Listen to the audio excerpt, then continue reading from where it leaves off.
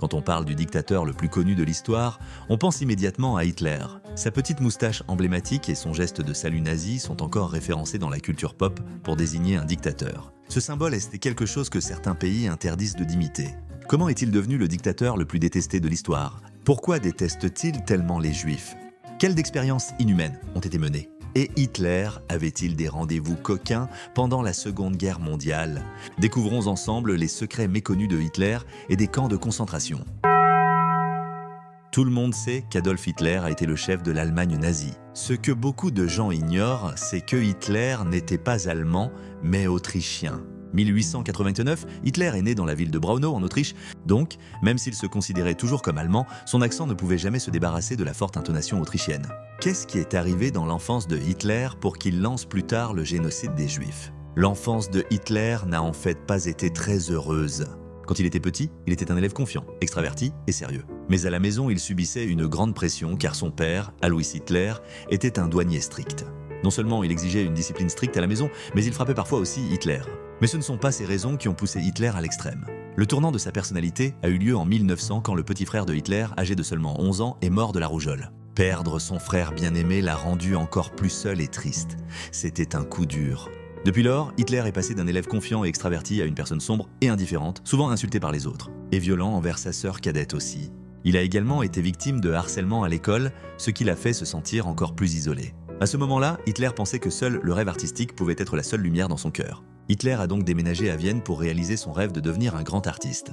Il a même tenté 2 fois de passer l'examen d'entrée à l'Académie des Beaux-Arts de Vienne, mais a été refusé chaque fois pour manque d'aptitude à la peinture. Son style est dit manquant de créativité et d'émotion. Pour ce jeune Hitler plein d'espoir et de confiance, ce fut sans aucun doute un coup dur. Pendant son séjour à Vienne, il vivait dans la pauvreté. Il dormait dans un dortoir et survivait en vendant ses peintures. Malgré la vie difficile, Hitler persévérait dans son rêve de devenir artiste. À Vienne, Hitler a rencontré de nombreux immigrants juifs d'Europe de l'Est. En plus, à l'époque, en Autriche, les politiciens et les médias ont attisé des sentiments antisémites. Ils étaient également enracinés dans le cœur de Hitler, ce qui le rendait hostile et dégoûté par les juifs. Ajoutant qu'il était souvent rejeté par les écoles d'art, ce qui le rendait furieux.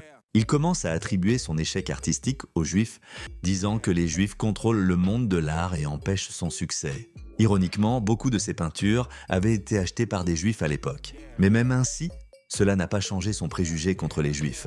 Il prend toujours et se plaint encore. En 1913, Hitler, ce jeune antisémite en colère, a décidé qu'il ne pouvait plus continuer à vivre dans la misère et la pauvreté. Il a donc décidé de déménager à Munich pour chercher de meilleures opportunités en Allemagne et réaliser ses ambitions. Après avoir déménagé à Munich, Hitler, sans argent, ne pouvait survivre qu'en rejoignant l'armée. En 1914, un événement majeur qui a changé le monde a éclaté, donnant à Hitler un nouveau départ et un but clair. La Première Guerre mondiale commence. Hitler a immédiatement saisi l'occasion de rejoindre la Bavière. Après tout, il se considère comme un Allemand. Bien sûr qu'il doit aider l'armée allemande à faire la guerre. Hitler, plein de passion, a montré une grande ténacité pendant la guerre. On ne s'attendait pas à ce que les choses tournent mal. En fin de compte, l'Allemagne a perdu la guerre et Hitler n'a toujours pas réussi à se démarquer. Après la guerre, l'Allemagne a signé le célèbre traité de Versailles en raison de sa défaite, ce qui a conduit à l'effondrement économique du pays et à des troubles généralisés. Hitler, humilié et désespéré par tout cela, comme un enfant qui refuse de grandir, a encore une fois attribué la défaite aux Juifs. Les Juifs manipulaient secrètement les choses, ce qui a conduit à cette trahison de l'Allemagne. Encore une fois, des Juifs innocents sont tombés en 1926. En 1920, Hitler a rejoint le Deutsche Arbeiterpartei, également connu sous le nom de DAP, qui deviendra plus tard le parti nazi.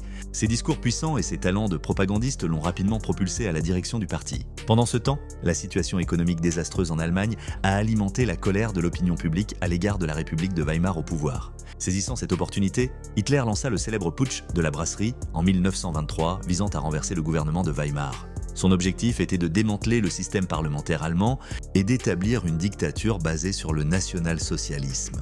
Même si Hitler et ses partisans avaient de grands idéaux, la dure réalité prouva le contraire. Le coup d'État a rapidement échoué en raison du manque de préparation militaire. 3 jours après le coup d'État, Hitler a été arrêté et emprisonné jusqu'à sa libération un an plus tard. C'est cette année d'incarcération qui a donné à Hitler l'occasion de réfléchir. Durant cette période, il écrivit Mein Kampf, un livre important décrivant son idéologie et ses plans détaillés pour le parti nazi. Et c'est ainsi que commence son influence profonde sur l'avenir de l'Allemagne. Savez-vous quelle est la différence entre un gouvernement républicain représentatif et le national-socialisme et quel impact cela peut avoir sur un pays? Ah, tu ne sais pas? Dépêche-toi de trouver un prof sur Amazing Talker. Nous espérons que vous apprenez beaucoup grâce à cette vidéo. Et en parlant d'apprentissage, cette vidéo est sponsorisée par Amazing Talker, notre plateforme d'apprentissage en ligne. Vous pouvez y trouver un prof particulier pour presque tout, comme l'anglais et bien sûr d'autres langues. Si cela vous intéresse, cliquez sur le lien dans le commentaire ci-dessous pour obtenir 10 $ ou environ 9 € dans l'inscription. Maintenant, retour à la vidéo.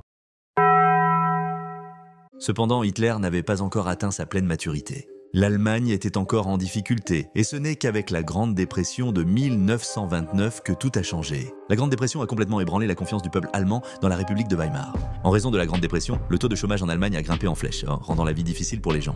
Cela a donné à Hitler une opportunité parfaite. Il a déclaré au peuple « Le parti nazi est votre seul espoir d'échapper à ses souffrances ». D'autre part, les Juifs et le communisme sont accusés de tous les désordres. La stratégie d'Hitler a fonctionné, et lors des élections législatives de 1932, le parti nazi est devenu le parti le plus important. Malgré le fait qu'Hitler n'ait pas encore pu obtenir le poste de chancelier. Bien que Hitler n'était pas encore chancelier, en un an, grâce à des manœuvres politiques et des défections, il a finalement obtenu ce poste. Cela marqua le début officiel de l'ascension d'Hitler vers la dictature. Peu de temps après être devenu chancelier, en 1933, le tristement célèbre incendie du Reichstag se produisit.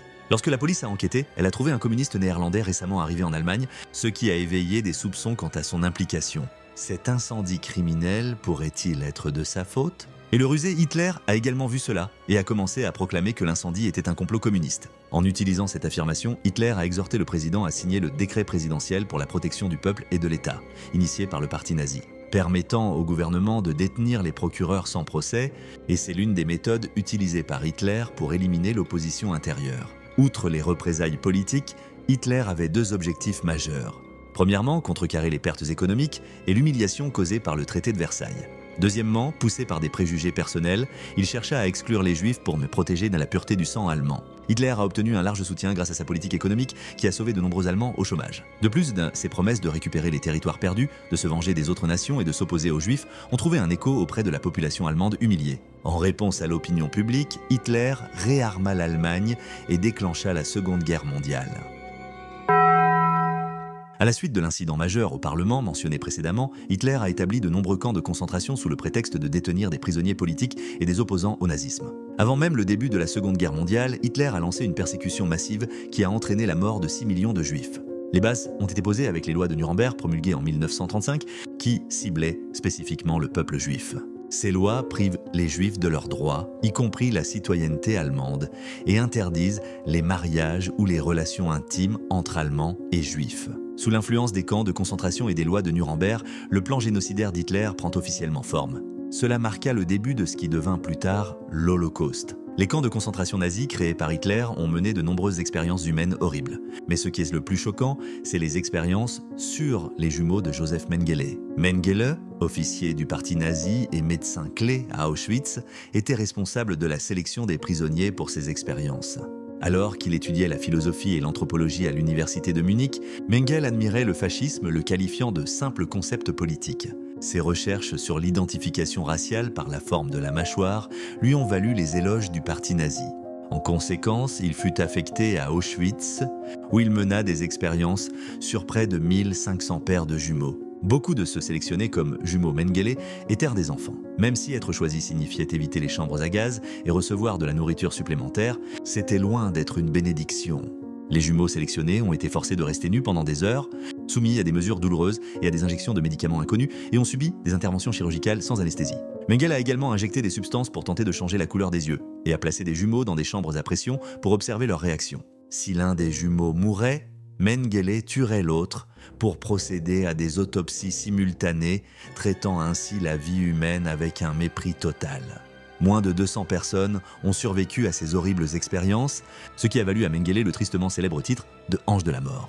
Selon les souvenirs des sœurs jumelles, Eva et Myriam, qui ont survécu aux expériences de Mengele, chaque jour passé dans le camp ressemblait à vivre dans la peur. Après une injection lors d'une expérience, Eva a eu une forte fièvre, ses membres ont enflé et des rougeurs sont apparues sur tout son corps. Mengele, en regardant son tableau de température, s'est moqué de son état comme si cela n'avait aucune importance pour lui. C'est dommage, elle est si jeune, elle lui reste seulement 2 semaines à vivre. Mais Eva ne veut pas mourir, alors elle jure en silence de survivre et de retrouver Myriam. Les miracles se produisaient vraiment. Elle a lutté pendant 2 semaines, puis sa fièvre est partie. 3 semaines plus tard, sa température est redevenue stable et elle a pu sortir de la quarantaine pour retrouver sa sœur. Bien que les nazis, en s'alignant sur la politique antisémite d'Hitler, aient causé un immense préjudice au peuple juif, tous les Allemands ne sont pas des nazis. Pendant la Seconde Guerre mondiale, de nombreux Allemands ont tenté de sauver des juifs persécutés. Le plus célèbre de ces sauveteurs est Oskar Schindler, qui a sauvé près de 1200 juifs des horreurs de l'Holocauste, les empêchant d'être envoyés dans des camps de concentration. Schindler avait déjà travaillé comme espion au sein de l'agence de renseignement militaire de l'Allemagne nazie et avait même rejoint le parti nazi pour recueillir des renseignements. Plus tard, il s'est tourné vers les affaires, devenant propriétaire d'une usine d'émail où près d'1 millier de ses employés étaient de juifs. Au début, Schindler employait des ouvriers juifs simplement dans un but lucratif, car ils étaient beaucoup moins chers que les autres travailleurs pendant la guerre. À ce moment-là, Schindler n'était qu'un simple homme d'affaires, et les juifs n'étaient pour lui que de la main-d'œuvre bon marché. Ce n'est qu'en 1941, lorsque Schindler a été témoin des horreurs du nettoyage du ghetto par les nazis, qu'il a changé sa perception des nazis et a décidé d'utiliser ses capacités pour sauver les juifs. Grâce à ses précédentes activités d'espionnage, Oskar Schindler avait établi des liens étroits avec le haut commandement nazi, lui permettant d'être informé à l'avance de leurs actions. L'usine Schindler avait des contrats avec les nazis pour fournir des ustensiles de cuisine essentiels à l'effort de guerre. Donc, il a utilisé l'excuse « Mon usine a vraiment besoin d'employés juifs ». Et en plus des pots de vin élevés aux hauts responsables nazis, les employés juifs de Schindler ont été épargnés de la déportation vers les camps de concentration et des persécutions. Mais à mesure que la guerre avançait, les nazis décidèrent assez finalement de fermer toutes les usines qui n'étaient pas directement liées à l'effort de guerre. Cela incluait également l'usine de Schindler, donc Schindler n'avait pas d'autre choix que de transformer l'usine pour fabriquer des grenades anti-chars. Pour continuer à protéger ses ouvriers juifs, Schindler a créé la célèbre liste de Schindler, qui identifiait les ouvriers comme des ouvriers hautement qualifiés. Il a payé de gros pots de vin pour chaque travailleur répertorié, s'assurant que les officiers nazis fermeraient les yeux et les garderaient hors de danger. Pour maintenir la confiance du régime nazi, Schindler achetait des obus prêts à l'emploi au marché noir pour augmenter les chiffres de production, car son usine produisait très peu d'obus utilisables, pour garantir que tous ces ouvriers juifs ne soient pas envoyés au camp de concentration d'Auschwitz. À la fin de la Seconde Guerre mondiale, Schindler a dépensé toute sa fortune pour sauver la vie de ces 1200 personnes. En guise de gratitude, certains survivants juifs ont fabriqué une bague avec leurs dents en or pour remercier Schindler pour ses efforts. Schindler a reçu le titre de « Injuste parmi les nations » et ses actions héroïques ont été immortalisées dans le film La liste de Schindler. Bien que l'histoire de Schindler soit émouvante, les mauvais traitements subis par les Juifs dans les camps de concentration sont depuis longtemps une cicatrice indélébile de l'histoire et ont brisé de nombreuses familles, touchant près de 11 millions de personnes. Pendant ce temps, Adolf Hitler, le cerveau derrière ce génocide, s'est distancié de la dévastation, comme s'il n'y était pour rien, et a même trouvé le temps de s'adonner à ses affaires personnelles. Cela contraste fortement avec les millions de vies juives qu'il a détruites, laissant des familles déchirées. Bien qu'Hitler est largement reconnu comme un dictateur froid, isolé et fanatique, peu de gens savaient la réalité sur la vie personnelle d'Hitler. Sa vie amoureuse était également pleine de contradictions dramatiques. La maîtresse secrète de Hitler, avec qui il a eu une relation de plus de 10 ans, était Eva Braun, une assistante photographe à Munich. Braun a rencontré Hitler en 1929, à une époque où Hitler était occupé à exploiter la Grande Dépression pour accéder au pouvoir. À cette époque, Hitler allait souvent au studio photo où travaillait Braun. À l'époque, Hitler visitait fréquemment le studio. Braun n'avait que 17 ans, tandis qu'Hitler en avait 40. Malgré la différence d'âge, la beauté et l'intelligence de Braun les ont rapprochés. Cependant, Hitler tenait absolument à garder cette relation privée et a conseillé à Braun de faire de même. Pourtant, la jeune Braun n'était pas content de rester dans l'ombre. Elle avait même l'impression qu'Hitler n'était pas pleinement engagé dans leur relation. Dans une tentative désespérée d'attirer son attention, elle a tenté un jour de se suicider. Ignorant que Hitler, un sadomaso, est étrangement attiré par des situations aussi dramatiques. Après cette démonstration d'émotion, leur relation s'est approfondie. Hitler hésitait encore à la formaliser. Il craignait que cette relation atypique ne ternisse son image de héros du peuple allemand. Tout au long de la Seconde Guerre mondiale, Braun est resté caché à la vue du public, vivant principalement dans la villa isolée d'Hitler dans les montagnes autrichiennes. Les deux ne se sont mariés que le 29 avril 1945, à la fin de la Seconde Guerre mondiale, dans un bunker. Mais leur mariage n'a duré que 24 heures, parce que c'était déjà la fin de la Seconde Guerre mondiale. L'Allemagne était confrontée à des défaites incessantes sur les fronts de l'Est et de l'Ouest, et l'armée rouge soviétique avait lancé la bataille de Berlin. Les troupes allemandes sont sur le point de s'effondrer, et les forces alliées approchent. Hitler savait que cette bataille serait son dernier, il ne pourrait pas échapper à la mort. Le couple a donc finalement décidé de se suicider dans le bunker pour mettre fin à leur vie ensemble.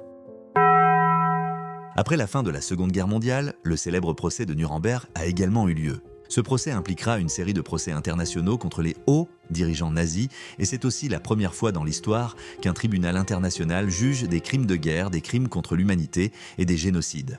Nuremberg n'a pas seulement établi de nouvelles normes de droit international, mais a également imposé des sanctions juridiques aux criminels de guerre qui y ont participé, pour rendre justice à d'innombrables victimes juives. Bien sûr, tout le monde n'a pas vu les procès de Nuremberg de manière aussi positive. Certains juges et juristes pensent que ce procès n'est qu'une farce. C'est de mettre toute la responsabilité de la Seconde Guerre mondiale sur l'Allemagne nazie sans réfléchir du tout à ses propres erreurs de lynchage. Cela ne respecte pas la procédure légale. Ces débats sont encore vivement débattus dans les affaires de droit international et il n'y a toujours aucun consensus. Un autre débat qui n'a pas encore trouvé de consensus est celui de la banalité du mal comme mal politique, une thèse proposée par la philosophe politique et survivante de l'Holocauste Hannah Arendt. Hannah Arendt prend l'exemple du nazi Adolf Eichmann, responsable du transfert de millions de juifs dans divers camps de concentration. Elle a décrit Eichmann comme un bureaucrate ordinaire mais effrayant, plutôt que comme un personnage véritablement maléfique. Eichmann a commis des atrocités en aidant les nazis à persécuter les juifs parce qu'il manquait de réflexion. Incapable de reconnaître lucidement la situation, on commet des actes répréhensibles en suivant aveuglément les ordres. Toute personne ordinaire peut devenir malfaisante sous un régime totalitaire. C'est donc l'une des raisons pour lesquelles nous devons éviter de tels régimes. Cependant, dès que l'essai sur la banalité du mal a été publié, il a suscité une énorme controverse. Beaucoup de gens pensent que Hannah Arendt a ignoré les actions d'Eichmann visant à détruire des preuves, ce qui prouve qu'Eichmann était conscient de ce qu'il faisait. Les critiques affirment qu'Arendt a ignoré le véritable mal qui sommeille en Eichmann. Pourtant, à l'instar des discussions entourant le procès de Nuremberg, ces arguments semblent manquer de résolution. Tout comme pour l'Holocauste lui-même, il ne semble pas exister de moyen complet de surmonter cette douleur. C'est tout pour la vidéo d'aujourd'hui. N'hésitez pas à partager vos idées ci-dessous. N'oubliez pas de vous abonner, d'activer la cloche et de nous donner un like. N'hésitez pas à partager avec des amis passionnés d'histoire pour découvrir un amazing savoir